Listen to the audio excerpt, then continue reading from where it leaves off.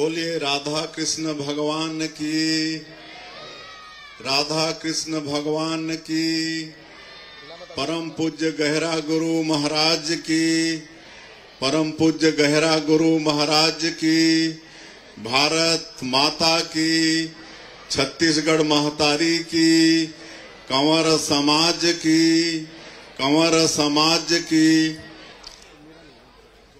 हाँ, आज पमसाला कंवर धाम की इस पवित्र भूमि में कंवर समाज के 3 दिवसीय मकर संक्रांति मेला के आज द्वितीय दिवस के कार्यक्रम में मंच में विराजमान पूज्य बब्रुवाहन जी महाराज, हमारे समाज के गौरव, जो अनेकों पदों में रहकर जन सेवा का कार्य कर रहे हैं, किए हैं, ऐसे श्री नंद कुमार साई जी, कंवर समाज के अध्यक्ष श्री भरत साई जी, हमारी धर्म पत्नी श्रीमती कौशल्या साई जी, पत्थलगांव की विधायक महोदया और सरगुजा विकास प्राधिकरण की उपाध्यक्ष श्रीमती गोमती साई जी, सरकार के पूर्व मंत्री श्री सत्यानंद राठिया जी, इस क्षेत्र के पूर्व विधायक रोहित कुमार साई जी, पूर्व कमिश्नर श्री एमएस मैकरा जी, पूर्व आईजी और कंवर समाज के पूर्व अध्यक्ष श्री आरपी साई जी, कंवर समाज के पूर्व अध्यक्ष श्री आरएन साई जी, महिला प्रकोष्ठ की अध्यक्ष श्रीमती स्वधा साई जी, पत्रापाली से पधारे समाज के वरिष्ठ मामा से रामचंद्र बड़ाइक जी, हमारे मामा श्री शालिग्राम साई जी, समाज के पूर्व अध्यक्ष सुबल साई जी, कंवर समाज के सरगुजा संभाग के अध्यक्ष संजय सिंह जी, भजन साई जी, और आज की इस कार्यक्रम का बहुत अच्छे से संचालन कर रहे अशोक साई जी, मंच में विराजमान सभी हमारे समाज के पदाधिकारीगण, और इस सम्मेलन में छत्तीसगढ़, झारखंड, उड़ीसा और भी प्रदेशों से आए होंगे सभी हमारे समाज के सगा बंधु, मातृशक्ति माताएं, बहनें, युवा साथियों, भाई और बहनों और मीडिया के मित्रों, सबसे पहले आज के इस कार्यक्रम में मैं हृदय से आप सभी लोगों का स्वागत करता हूं, अभिनंदन करता हूं। मुझे आने में थोड़ी देरी हुई, इसके लिए हम क्षमा चाहेंगे। आज तातापानी में तातापानी महोत्सव जो 3 दिन का चलता है, उसका भी शुभारंभ किए, काफी लंबा चौड़ा कार्यक्रम हो गया। उसके बाद बलरामपुर जिला हेडक्वार्टर में जिला भारतीय जनता पार्टी का नवनिर्मित कार्यालय का उद्घाटन था, और इस तरह से यहाँ आने में देरी हुई। और मुझे कल आना था, 15 जनवरी को यहाँ पर आना था, लेकिन कल हमारे छत्तीसगढ़ में हमारे देश के उपराष्ट्रपति माननीय श्री जगदीप धनखड़ जी का शुभागमन हो रहा है, और उनके साथ हमको रहना है। इसलिए एक दिन पहले आज ही हम आप लोगों के बीच में आप सबों का दर्शन लाभ करने के लिए यहाँ पर आ गए हैं। और आज इस अवसर पर यहाँ पर जसपुर जिला में करीब 85 करोड़ रुपये के विकास कामों का लोकार्पण और भूमि पूजन भी किए हैं। मैं समस्त जिला वासियों को बधाई, शुभकामना भी देना चाहूंगा। और इसके पहले कुछ ही दिन पहले हम कुनकुरी आए थे, और कुनकुरी में 500 करोड़ से ज्यादा विकास कामों का लोकार्पण और भूमि पूजन किए थे। आज 85 करोड़ का विकास काम का फिर लोकार्पण भूमि पूजन कर रहे हैं, किए हैं। तो जिले वासियों को बहुत बहुत बधाई, शुभकामनाएं। और आज जो भूमि पूजन लोकार्पण की है, इसमें कई महत्वपूर्ण सड़कें हैं और बहुत सारे काम हैं। निश्चित रूप से जिले को इससे लाभ होगा। और हमारा ये कंवर समाज का मकर संक्रांति के अवसर में ये 3 दिनों का इस सम्मेलन, ये संक्रांति मेला, ये बहुत पुरानी मेला है। बहुत वर्षों से ये मेला लगते आ रहा है और हम देख रहे हैं कि दिनों दिन इसकी भव्यता बढ़ रही है।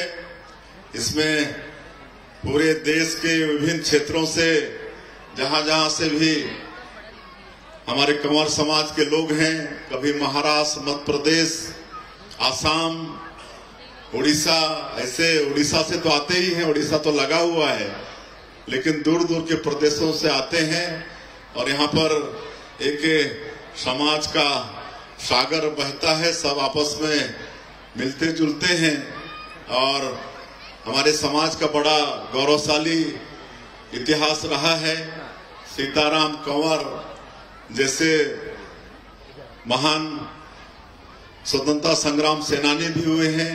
आज साधु साई को भी नमन करते हैं, जो अध्यक्ष के रूप में समाज को मजबूत करने का काम किए। आदरणीय जेल पैकरा, जो आजीवन हमारे समाज के संरक्षक रहे और नौकरी में रहते हुए भी समय निकालकर पूरे प्रदेश में कंवर समाज का संगठन खड़ा किए, ऐसे जेल पैकरा, उनको भी नमन करते हैं। तो ऐसे और भी कई हमारे समाज के मूर्धन्य व्यक्ति हुए, जिन्होंने इस समाज को परिश्रम करके सींचा, संगठन को मजबूती दी और आज इस संगठन का स्वरूप खड़ा हुआ है।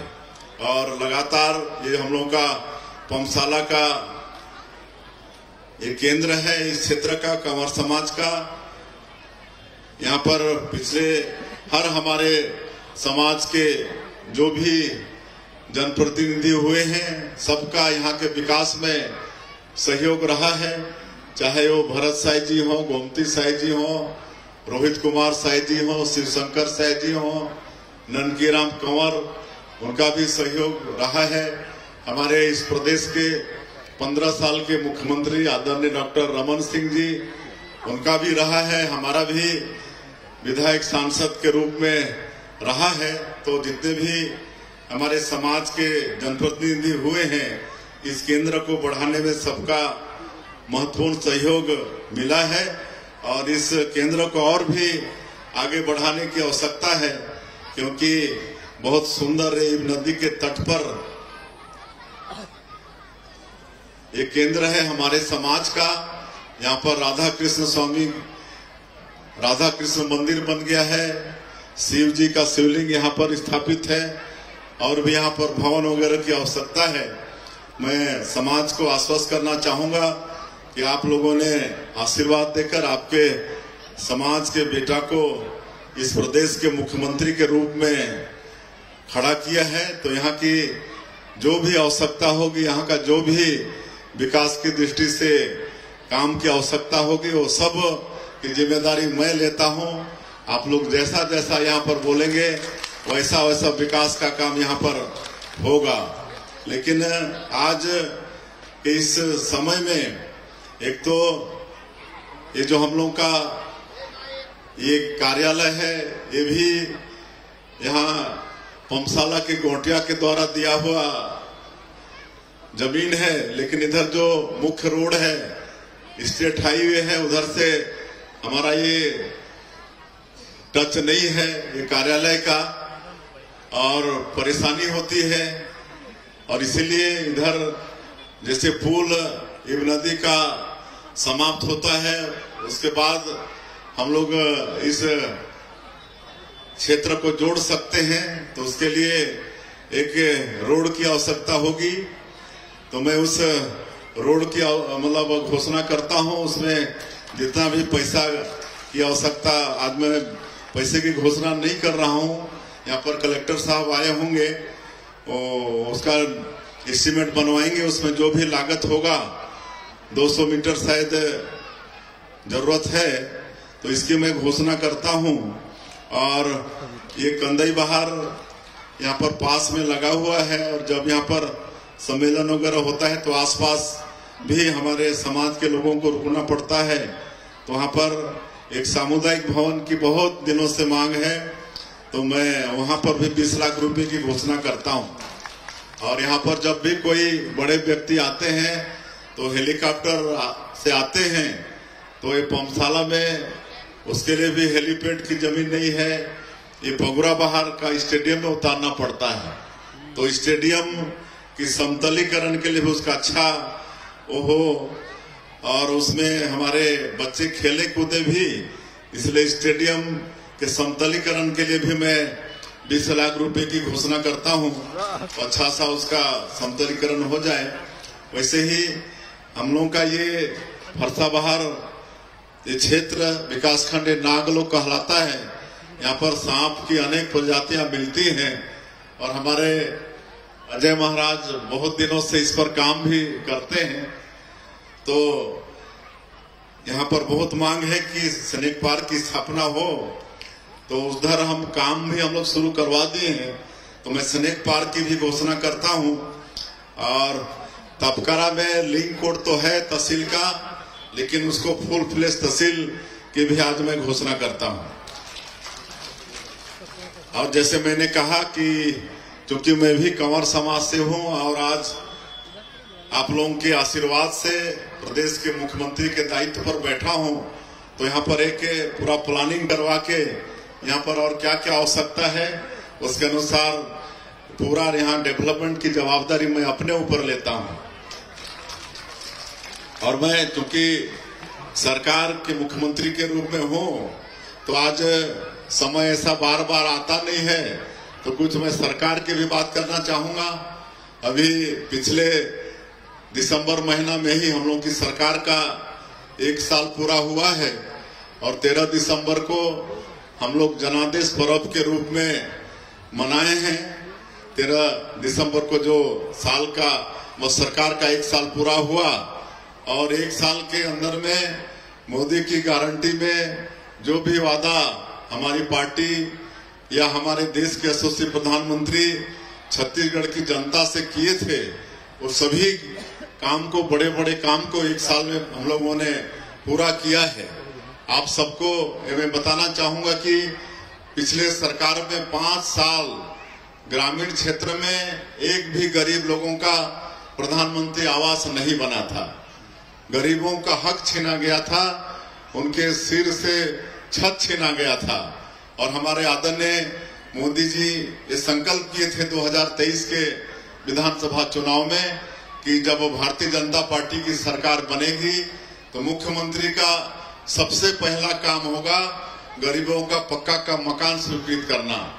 और मुझे बताते हुए गौरव होता है कि 13 दिसंबर 2023 को हम लोग शपथ लिए, और अगले ही दिन, एक दिन देरी के बिना 14 दिसंबर को ही पहला कैबिनेट के बैठक में ही 18 लाख प्रधानमंत्री आवास का स्वीकृति दे दिए।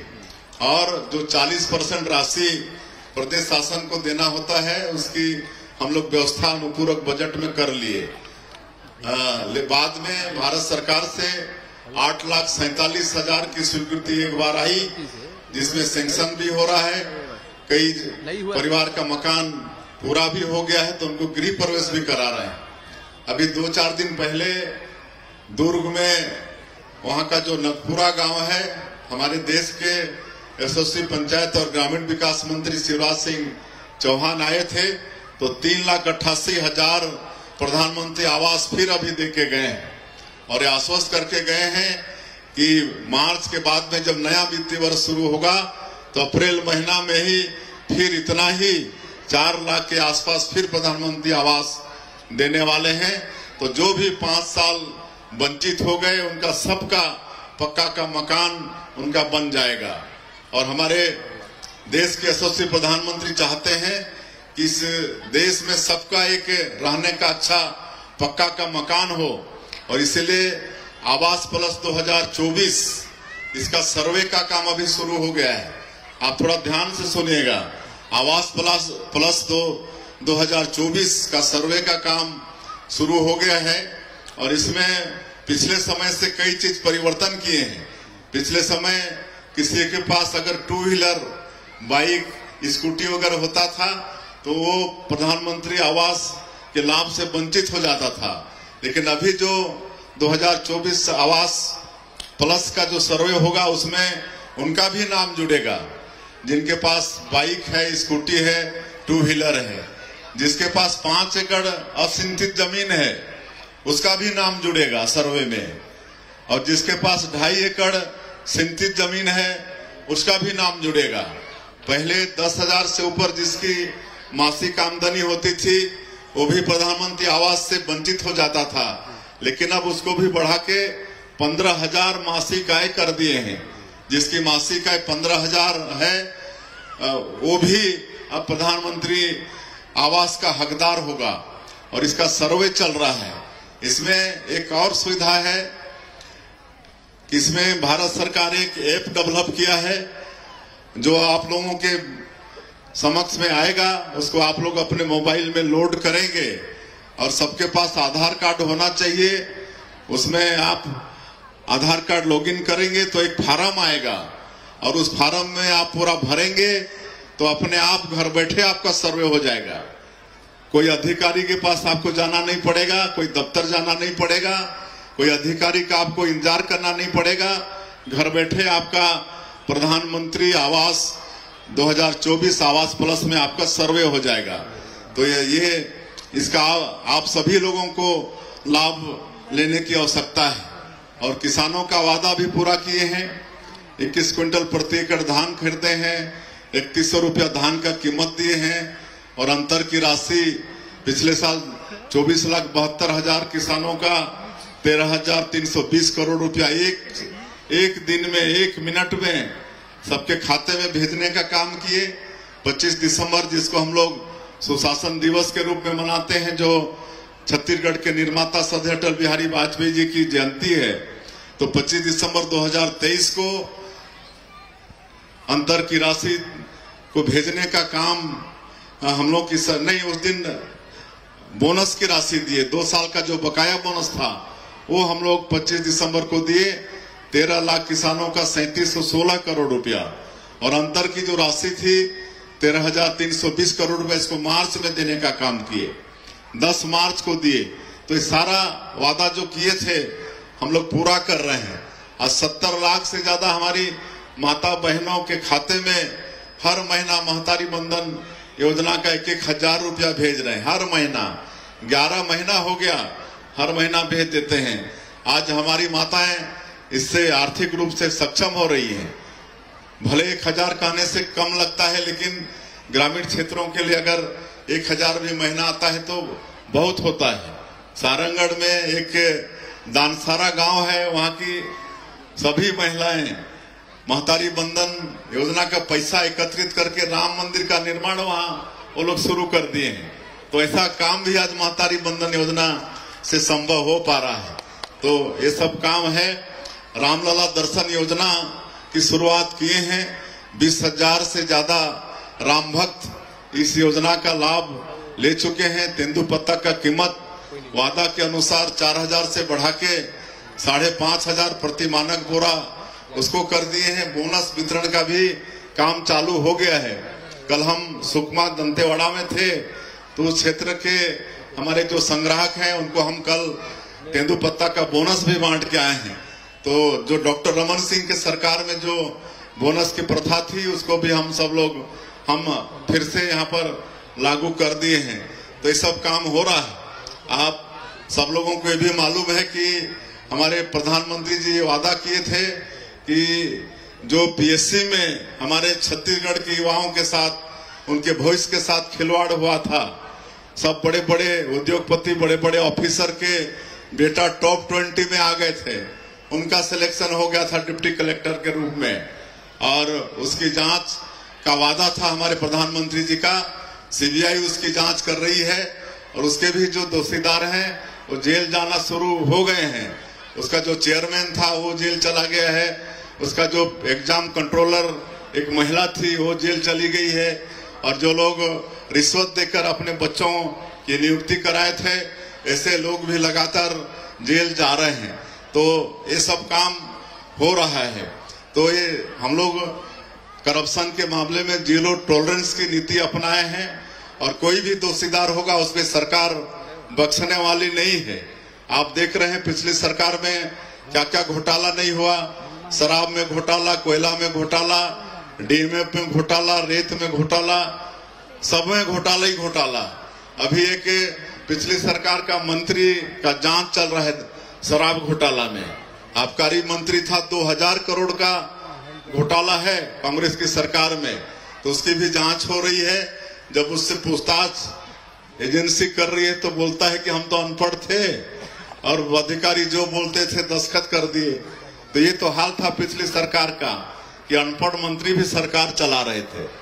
तो ऐसे किसी भी दोषीदार को सरकार बख्शने वाली नहीं है।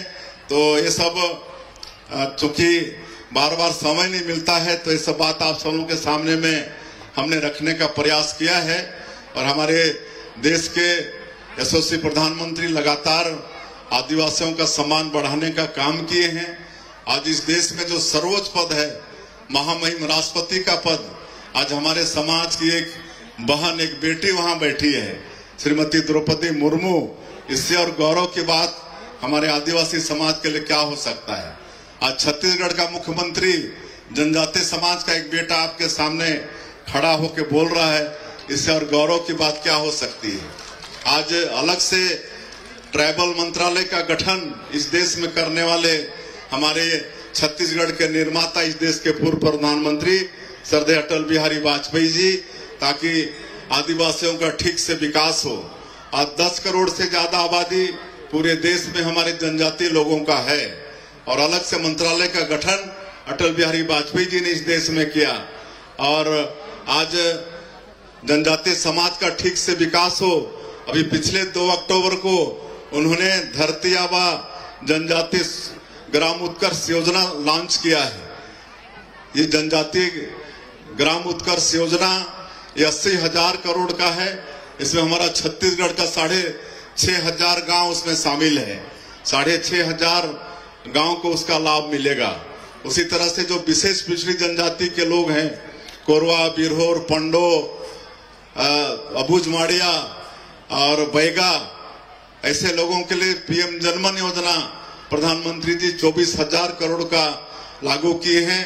आप देखने जाइएगा बगीचा जसपुर तरफ, कोरवा, बिरहोर लोगों का जो गांव है वहां पर सड़कें बन रही है, वहां पर बिजली पहुंच रहा है, उनके घर में नल द्वारा पानी पहुंच रहा है, राशन कार्ड बन रहा है, सारी सरकार की सुविधा वहां पहुंचा रहे हैं।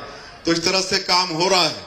आज बस्तर जहां पर नक्सलवाद है और वहां भी 1 साल में हमारी सरकार और हमारे सुरक्षा बल किस तरह से मजबूती के साथ लड़ाई लड़ रहे हैं। आप लोगों को मालूम है कि लगातार वहां सुरक्षा कैंप खोल के आज 100 से ऊपर गांव में हम लोग नियत नीलानार योजना के माध्यम से सरकार की सभी योजनाओं को पहुंचाने का काम कर रहे हैं। उधर सड़कें, बिजली, पानी, दूरसंचार का साधन, रेल, सब क्षेत्र में वहां पर काम हो रहा है। तो ये सब आपका ये बेटा सरकार के मुखिया के रूप में आप लोगों के आशीर्वाद से ये सब काम छत्तीसगढ़ के विकास में कर रहा है। और मैं ज्यादा नहीं कहते हुए आज के इस अवसर में, क्योंकि आज आप लोगों के समाज के बीच का हूं, आप लोगों का बेटा हूं, इसलिए मैं आप सभी लोगों से आशीर्वाद चाहूंगा, आप लोगों का मार्गदर्शन चाहूंगा कि कहीं भी हमारे समाज का मतलब सिर नीचा मत हो। हमारे कारण हर जगह सिर ऊंचा रहे हमारे समाज का। ये ताकत आप सब लोग मुझे दें, और मुझे पूरा विश्वास है कि छत्तीसगढ़ एक बहुत उन्नत प्रदेश बन सकता है, क्योंकि यहाँ पर खनिज संपदा भरपूर है। यहाँ लोहा है, कोयला है, यहाँ पर सोना है, डायमंड है, लिथियम। अभी लिथियम जैसा दुर्लभ चीज अभी हमारे छत्तीसगढ़ के कटघोरा में मिला है। टीना है, जिंक है, भरपूर खनिज संपदा है। और 100 तरह से ज्यादा यहाँ पर फॉरेस्ट प्रोड्यूस है। 44% भूभाग छत्तीसगढ़ का वनों से आच्छादित है। यहाँ की मिट्टी उर्वरा शक्ति से भरपूर है। आप सब लोग मेहनतकश किसान हैं, तो निश्चित रूप से ये प्रदेश बहुत आगे विकास करेगा। खाली अगुवा लोगों का नीति और नियत साफ होना चाहिए, तो ये प्रदेश आगे जाने में कभी भी पीछे नहीं रहेगा।